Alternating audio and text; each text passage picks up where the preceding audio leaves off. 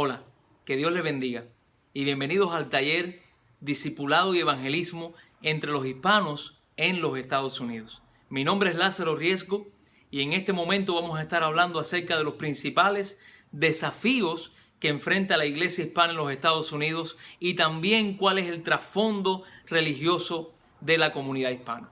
Así que si me brinda unos minutos, compartiremos juntos este viaje de fe a través de la comunidad hispana, cuáles son sus sueños, sus anhelos y cómo podemos alcanzar mejor a nuestra querida y amada comunidad en este país, los Estados Unidos. Mi nombre es Lázaro Riesgo y vamos a comenzar con este tema.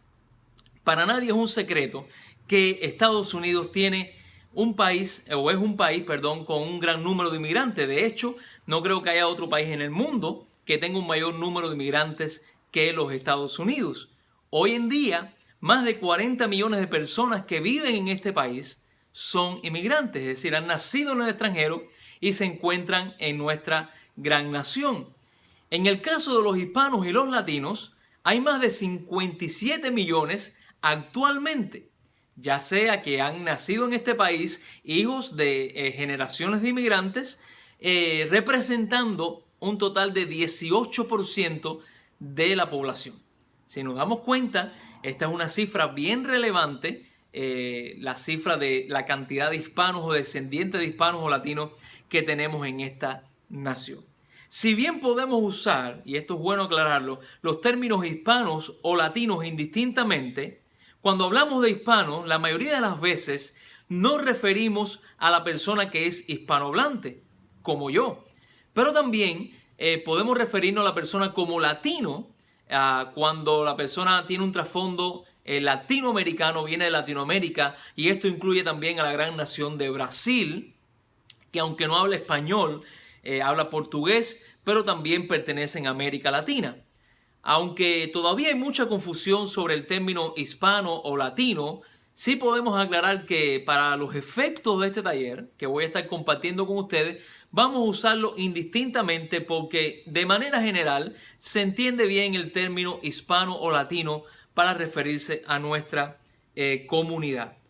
Sin embargo, también es prudente aclarar antes de seguir avanzando que cuando hablamos de hispano o latino no estamos hablando de una raza en particular, sino que nos referimos a un grupo que tiene ciertos elementos comunes de la cultura. Es decir, no hay una raza hispana, no hay una raza latina, sino más bien es un grupo regional que comparte ciertos elementos culturales. La buena noticia para nosotros los hispanos es que la población hispana, que se encuentra en 57 millones actualmente, está creciendo y está creciendo de manera vertiginosa en este país.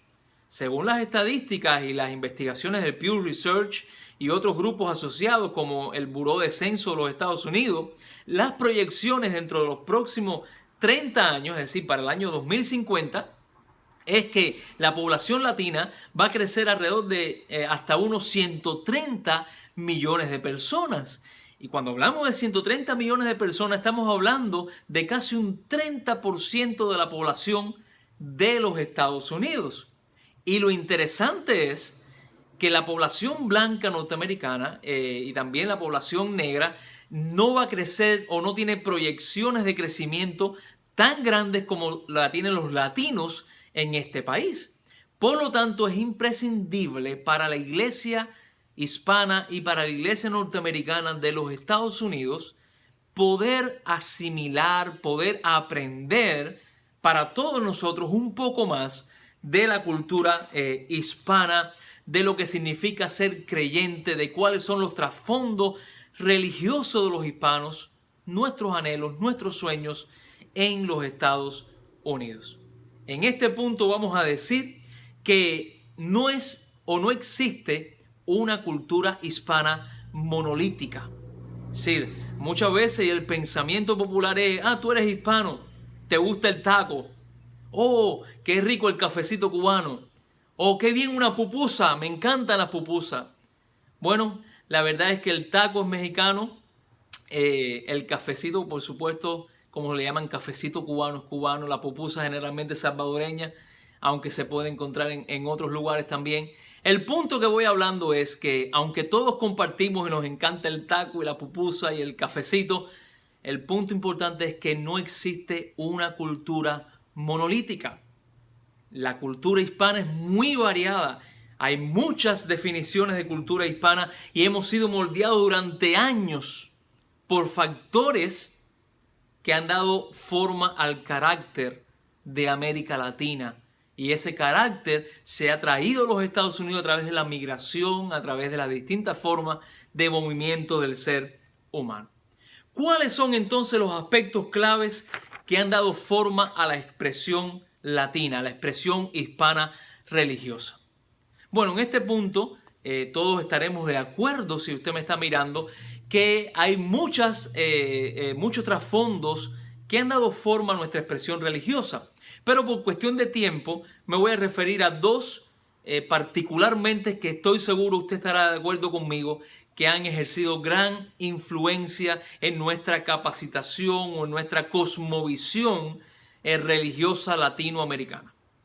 El primero de ellos, el primer aspecto que quiero mencionar en este día, es el aspecto religioso de la influencia del catolicismo. El catolicismo traído por los españoles a América Latina, por los conquistadores o por los que descubrieron o que encontraron el famoso encuentro de 1492, los españoles, junto con su conquista o su avance a América Latina, trajeron por supuesto su cultura y su religión católica. Y durante 3 siglos la religión católica dio forma a todo el contexto hispano, sin excepción cualquiera que fuera la nacionalidad. Y a este punto todos sabemos que el catolicismo es un fenómeno mundial y para la mayoría de los hispanos en Estados Unidos sigue siendo de gran influencia. A tal punto que una encuesta del grupo Barna o Barna Group dice que el 68%, escuche bien, 68% de los hispanos en los Estados Unidos se identifican como católicos. Y esto es una cifra significativa que llama la atención, que aún viviendo en esta nación, 68% de la comunidad hispana se identifican como católicos. Y esto es relevante cuando vemos que solo un 16%, solo un 16 acá abajo, se identifica como protestante o evangélico. Aún sigue habiendo una gran brecha entre catolicismo y evangélicos en los Estados Unidos. 68% contra un 16%. En mis investigaciones estuve viendo que el Pew Research, que también trabaja muy efectivamente todo lo que refiere a estadísticas y movimientos dentro de los Estados Unidos, dice que América Latina alberga a más de 425 millones de católicos, que es casi el 40% de la población mundial de católicos. ¡Wow! Esto es realmente significativo. Si tenemos en cuenta que nuestros países latinoamericanos albergan casi la mitad del catolicismo mundial. Realmente esto debería llamarnos la atención.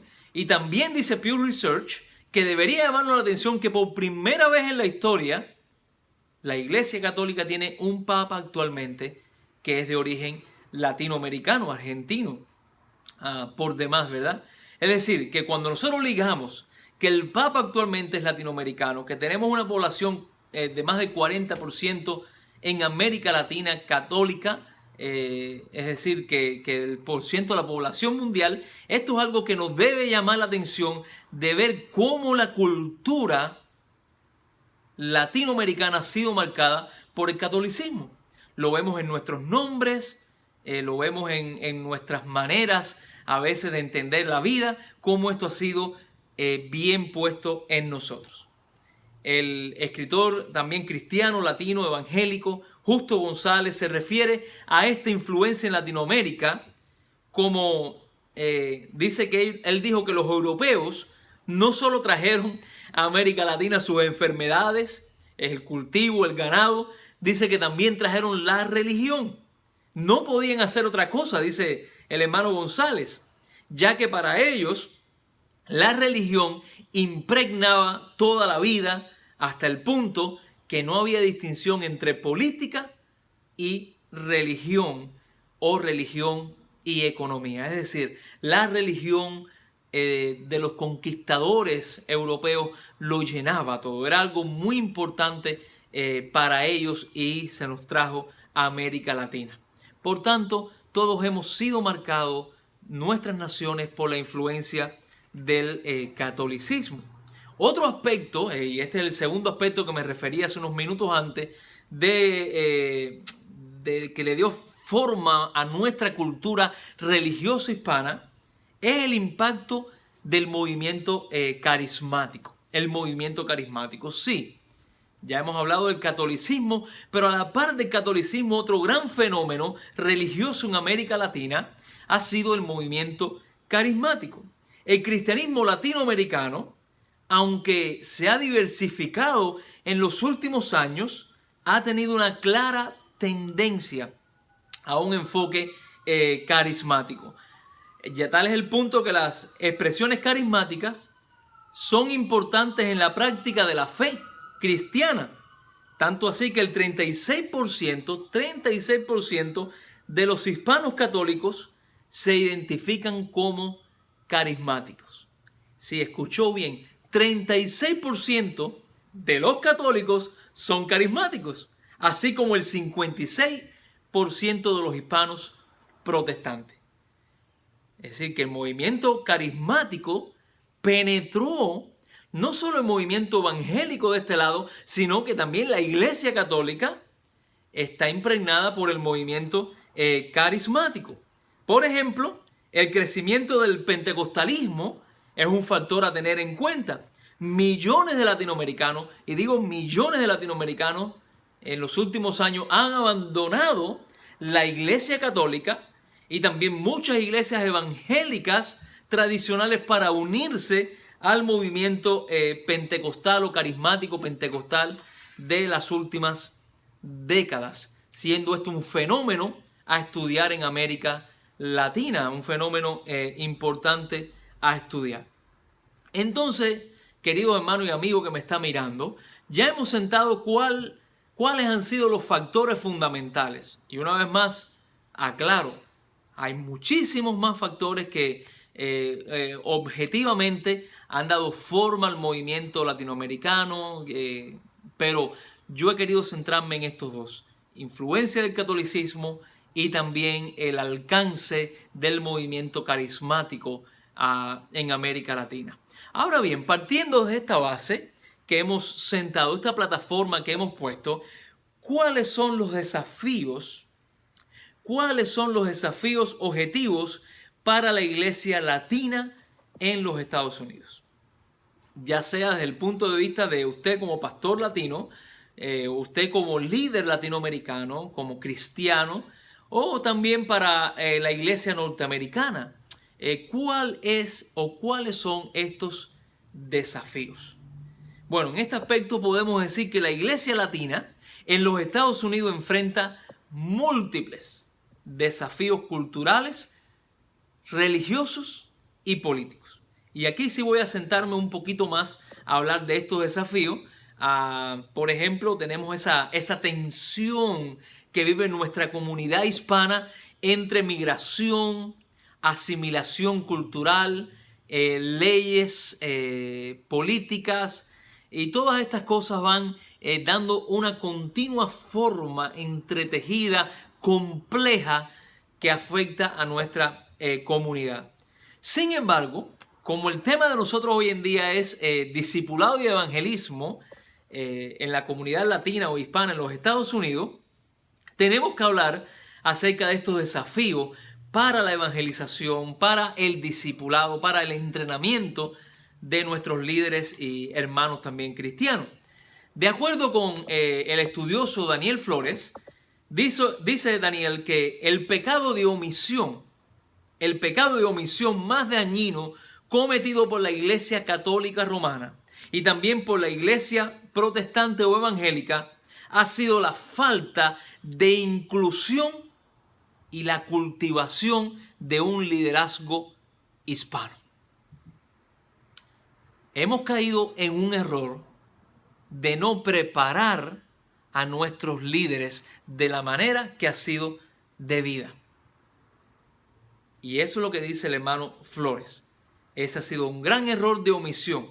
Nos hemos confiado, hemos preferido la experiencia religiosa, hemos preferido sí el plantar las iglesias, hemos preferido el extendernos, que ha sido bueno, pero nos hemos olvidado del discipulado, del liderazgo hispano en los Estados Unidos y lo hemos relegado a cifras inferiores. Ahora bien, teniendo esto en mente, ¿cuáles son estos desafíos para la iglesia que estaba hablando hace un minuto? Bueno, vamos a mencionar varios de ellos. Primero que todo, el primer y gran desafío, en mi opinión, es la influencia del postmodernismo en América, en esta nación. Creo y estoy casi convencido que no hay un desafío más grande para la iglesia cristiana, evangélica, hispana y nativa norteamericana que la influencia del movimiento postmoderno.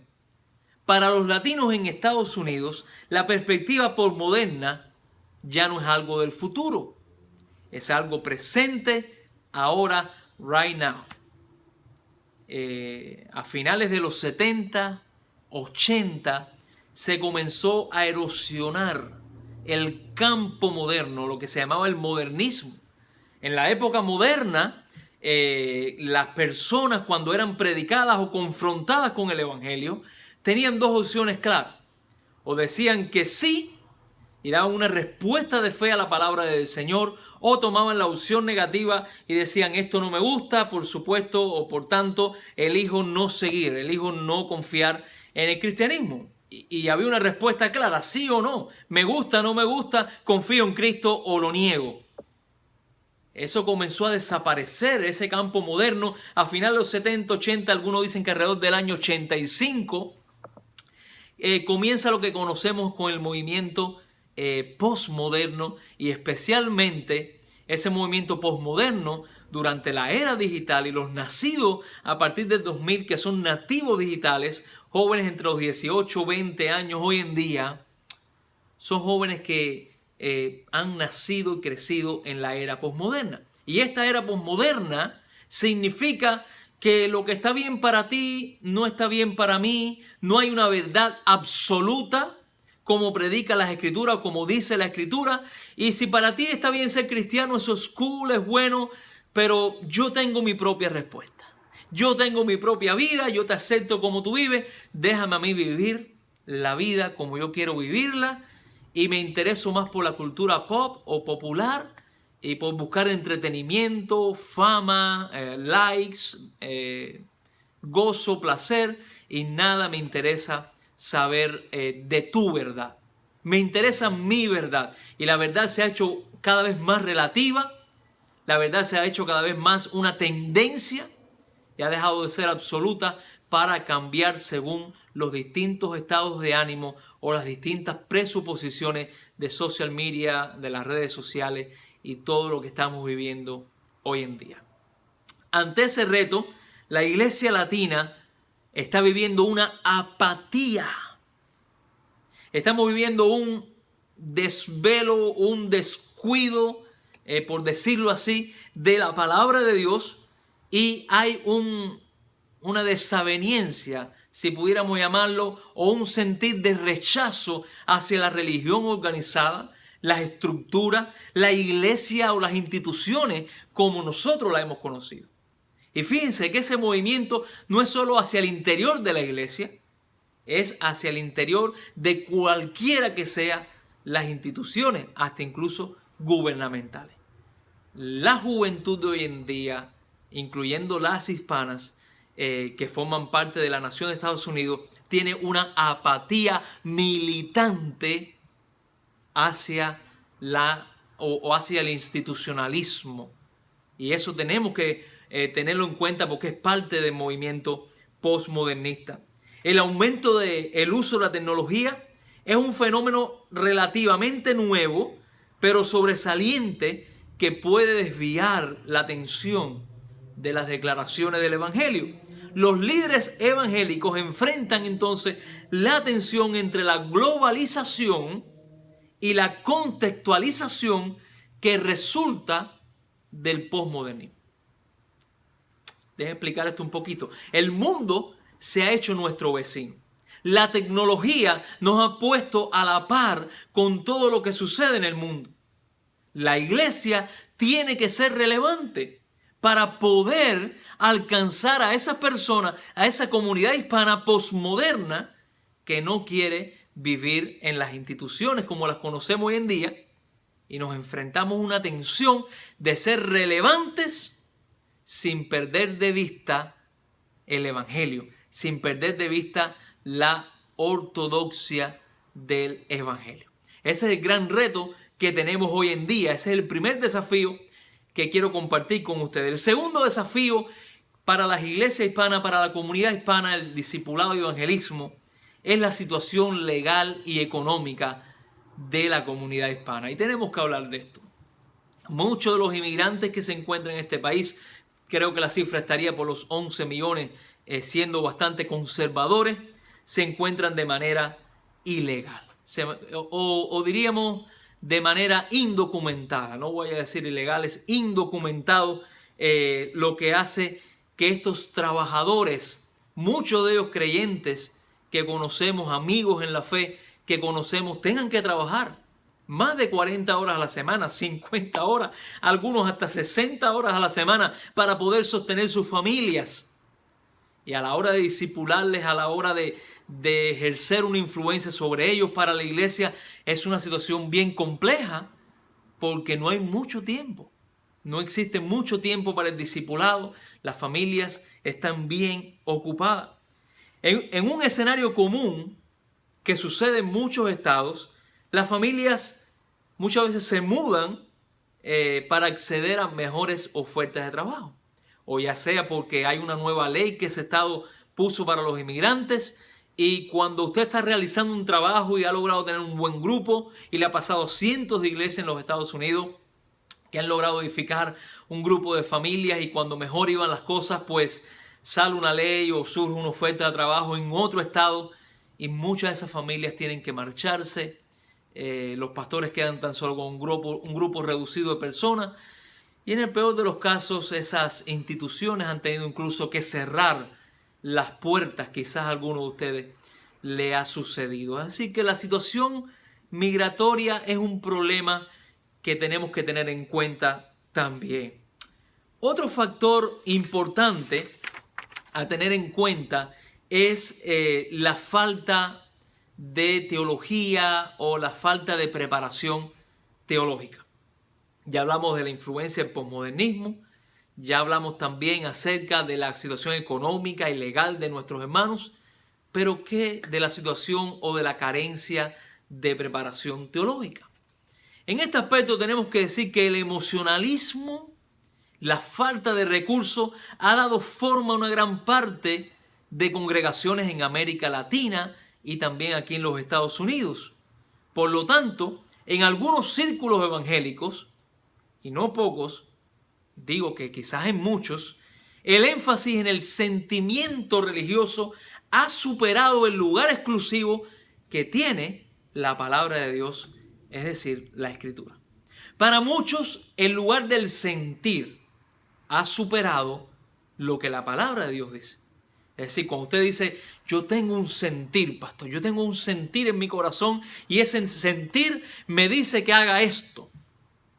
Bueno, el sentir cristiano es bueno, pero siempre lo que dice la palabra de Dios debe estar primero que cualquier experiencia religiosa que usted pueda experimentar, y nunca superar esta experiencia religiosa los principios de preparación de las Escrituras. El hermano Patrick Johnson señala con razón que muchos pastores ni siquiera han leído toda la Biblia y pocos tienen la formación teológica adecuada para ejercer una tutoría eficaz. Tristemente es la realidad de América Latina, tristemente la realidad aquí en los Estados Unidos, donde muchos hombres han tenido que lanzarse a ministrar iglesias sin una preparación teológica global, sin una cosmovisión adecuada de la vida. Y sí, sabemos que el Espíritu Santo es el principal maestro, Él nos guiará a toda verdad, pero también Cristo dijo que todo aquel que va a enfrentar una guerra se sienta primero y analiza. Y todo el que va a construir una torre saca cuenta de todos los recursos que tiene para ver si puede terminarla. De igual manera, usted y yo estamos llamados a fortalecer la iglesia hispana en los Estados Unidos a través de la preparación teológica, cultural necesaria que nuestras comunidades necesitan. Los hispanos en los Estados Unidos son la minoría étnica de más rápido crecimiento en el país.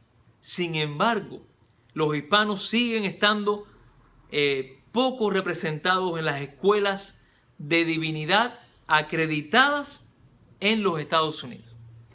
Y esto fue un número que para mí fue chocante cuando, revisando las estadísticas, me di cuenta que solo un 4% de los estudiantes en los seminarios teológicos y bíblicos aquí en los Estados Unidos son de origen hispano.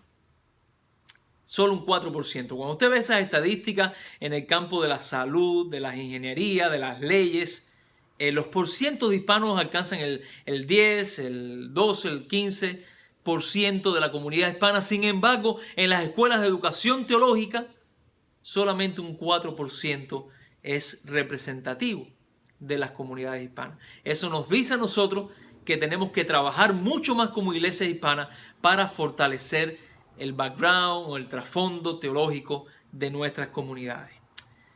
Y bien, el último desafío que tengo para ustedes en este día, y es uno que no deja de ser importante por ser el último, es el liderazgo defectuoso.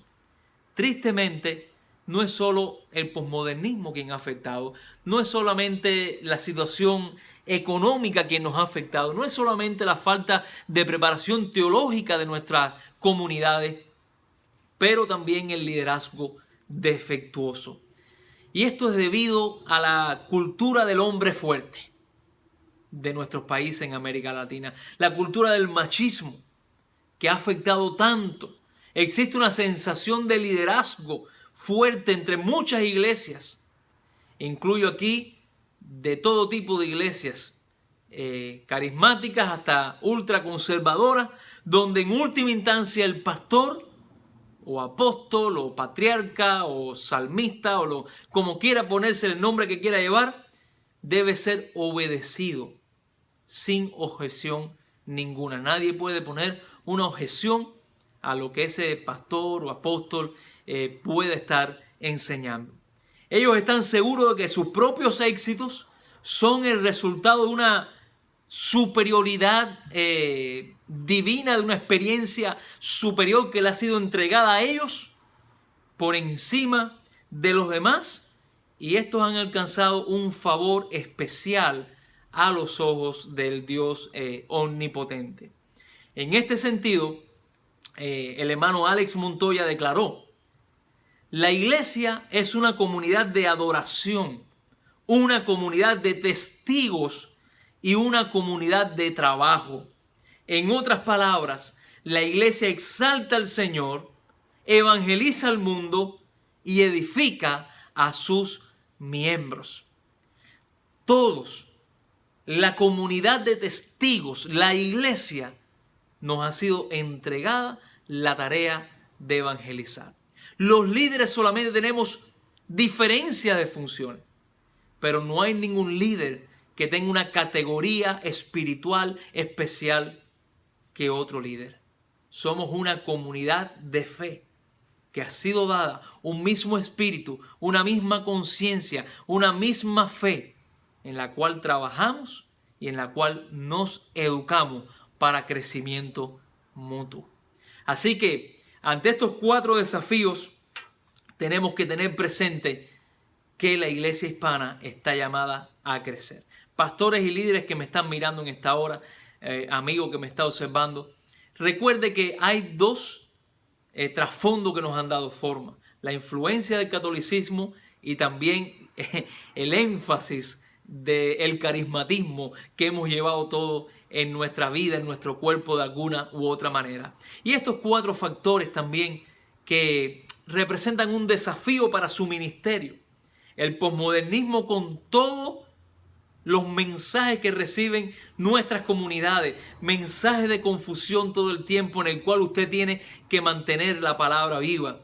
También el problema que tenemos en nuestras comunidades, este es el segundo desafío, de carácter migratorio, económico, que hace que muchos de nuestros líderes, de nuestras familias, tengan que salir moviéndose de un lugar a otro. Esto también representa un problema grande, la falta de una preparación teológica. Trabaje fuertemente por lograr que haya un discipulado esencial, básico al menos, pero un discipulado en su congregación. Y por último, el desafío del liderazgo defectuoso. Preocúpese por ser un líder para su gente y no que su gente viva para usted. Y a manera de conclusiones de este taller, quiero darle algunos breves consejos que sería bueno para que todos tuviéramos en cuenta. Y esto es a manera general. Y es que yo creo particularmente que los colegios y universidades cristianas, especialmente nuestros colegios Bautista Libre, tienen que hacer muchísimo más por alcanzar las comunidades hispanas.